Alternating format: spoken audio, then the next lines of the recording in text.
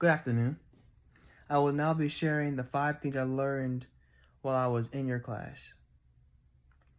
So the first thing was the 9 areas of human interaction, which is education, economics, entertainment, labor law, sex, politics, religion, and war. So I can see every single aspect in that in today's society. It really makes me think about it because when you told me, like the first time you told the class, I was trying to figure out if there was anything missing. I wasn't trying to say you were wrong or fact checking you. It just made me really think about how our society works. The second thing was patriarchy. I can kind of see that I wouldn't say every, but you can kind of see that in other households. How some always leave the man in charge. Don't like that for everybody in America, but for the most part. And the caste system. We kind of have a caste system. I wouldn't say it's the exact same thing.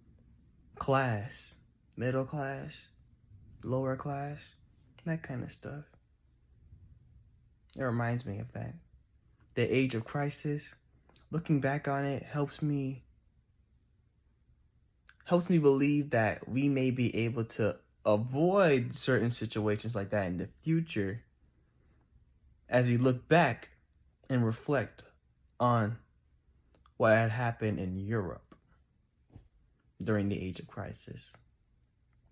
And the last thing was natural philosophy. Now, natural philosophy, the reason why that last one interested me and I want to share that one is because it made me think.